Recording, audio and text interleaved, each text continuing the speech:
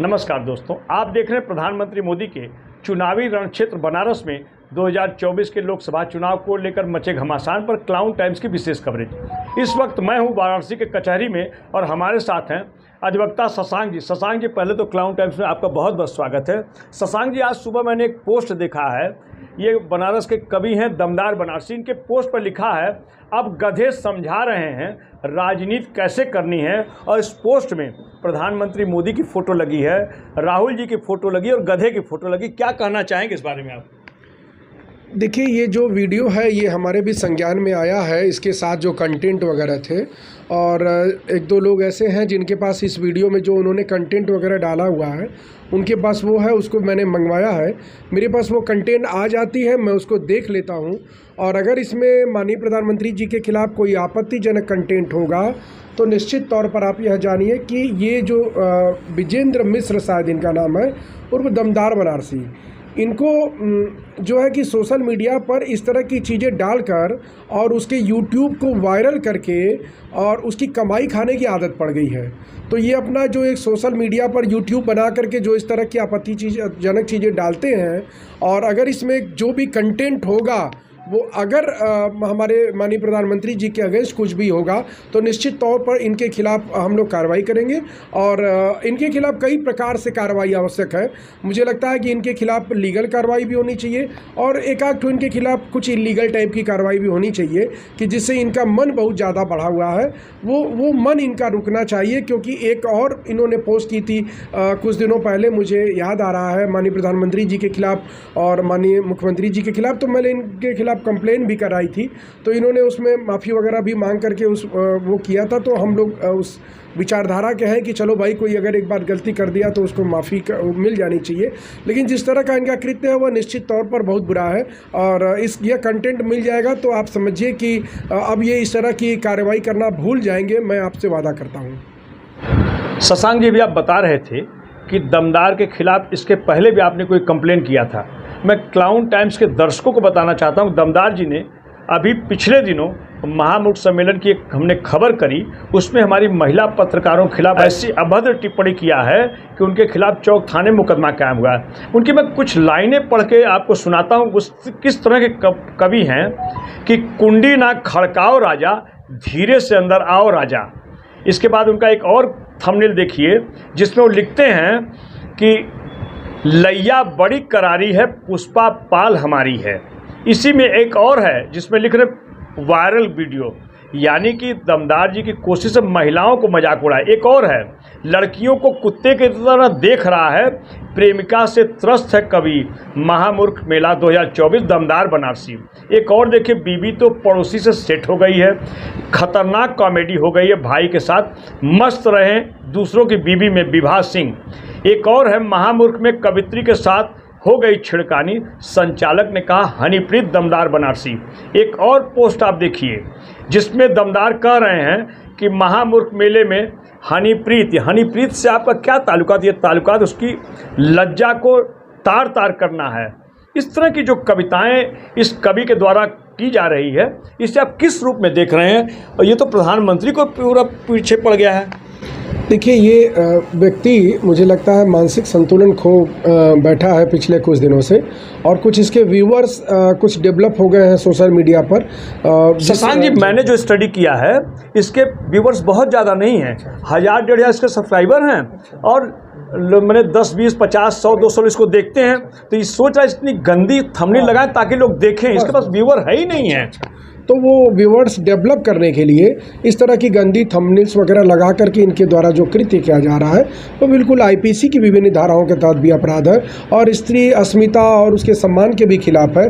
तो ऐसे व्यक्ति जो माताओं बहनों का सम्मान नहीं कर सकते हैं, उनका सभ्य समाज में कोई स्थान नहीं होना चाहिए, और निश्चित तौर पर इनका जो व्यवहार है वह कुंठित मानसिकता का प्रतीक है, और गलत तरीके से इनका अप्रोच है माताओं बहनों के प्रति। और इन्होंने जो कमेंट डाला है है, अब उसका कंटेंट मुझे मिल जाता है, तो आप यह बात ज़रूर मैं आपसे कहना चाहूँगा, आपके दर्शकों से कहना चाहूँगा, क्योंकि मैं लीगल काम देखता हूँ भारतीय जनता पार्टी का, और इस तरह से जो भी मामले होते हैं मैं ही देखता हूँ, तो इसको हमारी टीम ज़रूर देखेगी। एक विषय है। दूसरा ये है कि जिस प्रकार से इन्होंने आपकी क्लाउन टाइम्स की महिला पत्रकार बहनों के साथ आपत्तिजनक टिप्पणियां की हैं, उनके नाम को वायरल करके उसका अपना लाभ लेने का प्रयास जो किया है वो अत्यंत निंदनीय है।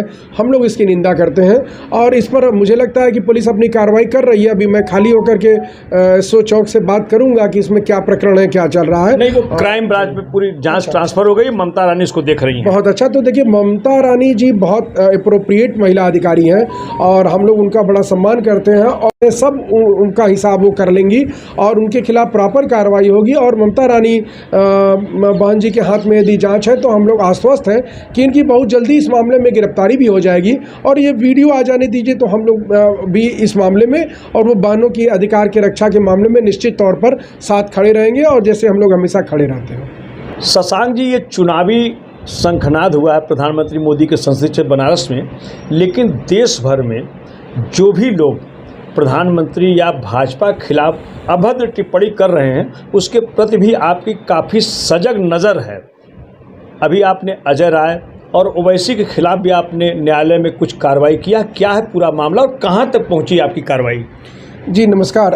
देखिए, जो महत्वपूर्ण विषय है, राजनीतिक प्रतिद्वंदिताएं अपनी जगह होती हैं और विचारधाराओं में अंतर हो सकता है और होना स्वाभाविक भी और होना भी चाहिए, परंतु इस देश के ऐसे प्रधानमंत्री के खिलाफ जिनका पूरी दुनिया में सम्मान है और पूरी दुनिया उनको एक आदर्श नेता के रूप में जानती है, ऐसे व्यक्ति की खिलाफत करने के लिए कुछ लोग सिर्फ अपनी राजनीतिक गोटियां सेकने के लिए, समाज को भड़काने के लिए इस तरह से जो कमेंट्स करते हैं, उस पर मैं लगातार पार्टी की ओर से नज़र रखता हूँ।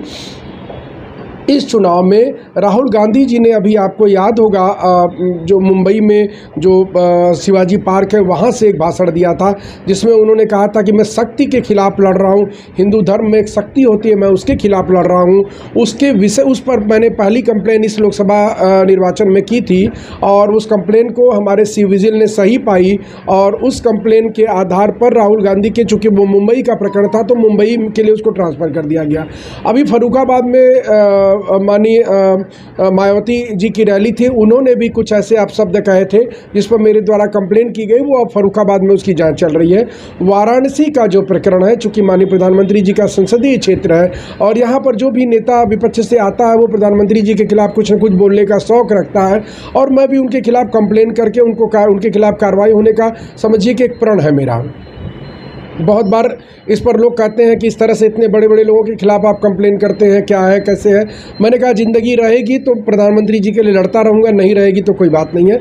अभी ओवैसी जी आए थे यहाँ पर वाराणसी में, उन्होंने माननीय प्रधानमंत्री जी के खिलाफ एक षड्यंत्रकारी शब्दों का इस्तेमाल किया और गलत शब्दों का इस्तेमाल किया। उन गलत शब्दों के आधार पर वो भारत के वाराणसी के मुस्लिम समाज के भाइयों और बहनों को बरगलाने का, भड़काने का प्रयास कर रहे थे, जिसकी कंप्लेन मेरे द्वारा निर्वाचन आयोग में की गई। निर्वाचन आयोग ने मेरी कंप्लेन को सही पाया। आज 11 तारीख को असदुद्दीन ओवैसी को वाराणसी के ARO नॉर्थ नीरज कुमार साहब की अदालत में तलब किया गया था। उनके काउंसिल आए थे, लेकिन इसमें एक बड़ी महत्वपूर्ण बात है, खैर उनके खिलाफ तो इस काउंसिल आए थे, उनके खिलाफ जो प्रॉपर एविडेंस है उसमें उनके खिलाफ कार्रवाई होगी और उनके खिलाफ मुझे लगता है FIR भी दर्ज होगी। लेकिन अपना दल कमेरावादी की जनसभा थी, दिलीप कुमार सिंह जी ने परमिशन ली थी और डॉक्टर पल्लवी पटेल जो कमेरावादी की नेता हैं वो भी वहाँ पर थी उस कार्यक्रम में। और परंतु जब ARO के समक्ष जवाब देने का मुद्दा था तो वहाँ पर अपना दल कमेरावादी से कोई 11:30 बजे तक कोई अधिकारी, कोई अपना दल कमेरावादी का नेता या वकील नहीं पहुँचा था, जबकि वहाँ से असदुद्दीन वकील के जो पैरोकार आए थे वो लगातार अपना दल कमेरावादी के नेताओं को फ़ोन कर रहे थे कि आप भी आ जाइए, लेकिन उनमें से कोई वहाँ उपस्थित नहीं हुआ। तो मैंने तो वहाँ पर एक मजाक भी किया कि मुझे लगता है कि गठबंधन में कुछ फूट पड़ रही है क्या। अगर गठबंधन में फूट न रही होती तो निश्चित तौर पर असदुद्दीन ओवैसी के अधिवक्ताओं के साथ अपना दल कमेरावादी के भी लोग वहाँ पर होते और असदुद्दीन ओवैसी की अधिवक्ता दिल्ली से आए थे, जबकि यहीं वाराणसी से उनकी पैरवी पहुँचनी थी अपना दल कमेरावादी के नेताओं की, लेकिन वहाँ कोई कोई नहीं आया था। तो मैंने वहाँ कहा भी कि लग रहा है गठबंधन में फूट पड़ रही है, जो भी कार्रवाई ये शुरू हुई है। निश्चित तौर पर अभी अजय राय जी ने भी अपने घर पर प्रेस कॉन्फ्रेंस की थी और उन्होंने अत्यंत आपत्तिजनक शब्दों का इस्तेमाल माननीय प्रधानमंत्री जी के खिलाफ किया।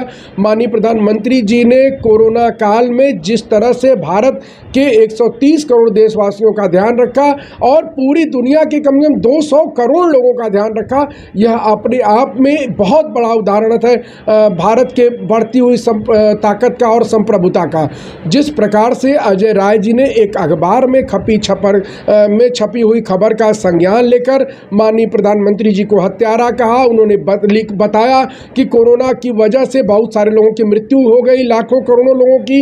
उन्होंने कई लोगों के उदाहरण भी दिए और बताया कि इनकी मृत्यु कोरोना से हो गई, कोरोना की वैक्सीन लगने से हो गई, उनकी मृत्यु हो गई, जिसका उन्होंने कोई साक्ष्य नहीं दिया। इसके बाबत मैंने निर्वाचन आयोग ऑफ इंडिया में, इलेक्शन कमीशन ऑफ इंडिया में, election commission of Uttar Pradesh में और यहाँ के रिटर्निंग ऑफिसर्स को, डीएम वगैरह को कंप्लेन की है और यहाँ पर भी निर्वाचन आयोग, निर्वाचन कमीशन के कर्मचारी इस मामले में लीगल एडवाइस ले रहे थे। मैंने भी आज अपनी एडवाइस वहाँ दी कि नई आचार संहिता का उल्लंघन है, उनके खिलाफ पीपल्स रिप्रेजेंटेशन एक्ट 1951 और इंडियन पीनल कोड की विभिन्न धाराओं के तहत उनको नोटिस होनी चाहिए, FIR होनी चाहिए। अब वो प्रक्रियाएँ चल रही हैं, मुझे लगता है उसमें भी कुछ कार्रवाई होगी।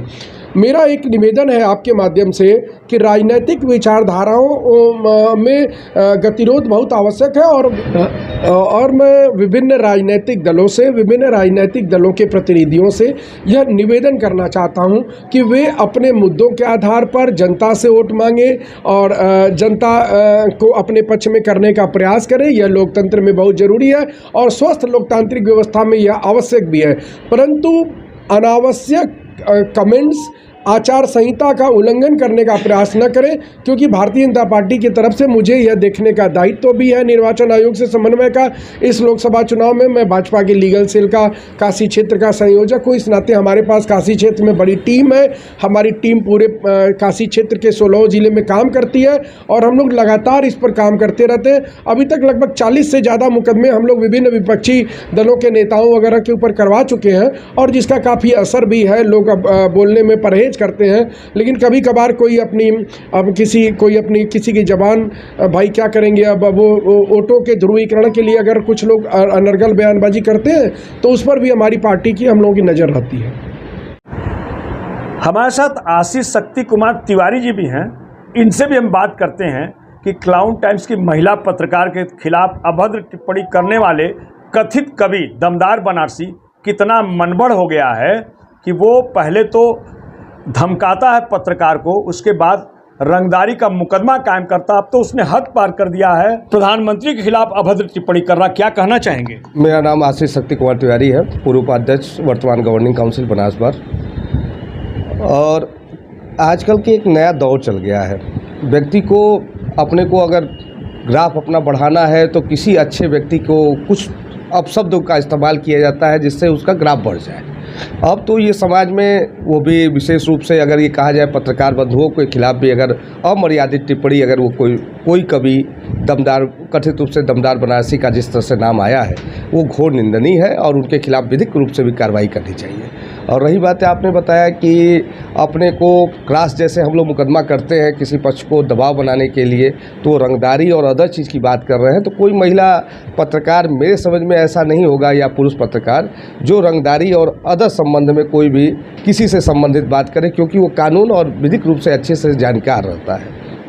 और रही बात, एक और प्रश्न आपका है, बड़ा अशोभनीय बात मुझे अभी सुनने को मिला, जो एक तो महिलाओं के बारे में टिप्पणी, दूसरी बात ये कि हम लोग के अभी तक के सबसे शानदार बनारस के प्रतिनिधित्व करने वाले हमारे माननीय प्रधानमंत्री जी के बारे में, और अगर कहा जाए बारे में तो करेंगे तो उनको तो बनारस के नहीं छोड़ेगा, लेकिन अगर जिस तरह से उनका फ़ोटो और अदर चीज़ के बारे में करके उनका ये कहा गया है, उनकी जो टिप्पणी की गई है वो घोर निंदनीय है। और रही बात ये कि मैं अपने अध्यक्ष जी से अनुरोध करूंगा कि इसके खिलाफ विधिक रूप से कार्रवाई भी की जाए।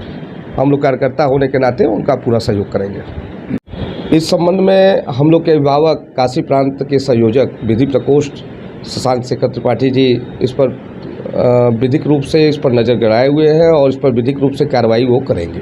और हम लोग इस पर आश्वस्त हैं उनके कार्यकर्ता होने के नाते। हम लोग किसी प्रकार के उनके आदेश जिस प्रकार के वो आदेश करेंगे उनके पीछे हम लोग खड़े हैं। तो ये रहे शशांक जी और हमारे दूसरे अधिवक्ता साथी।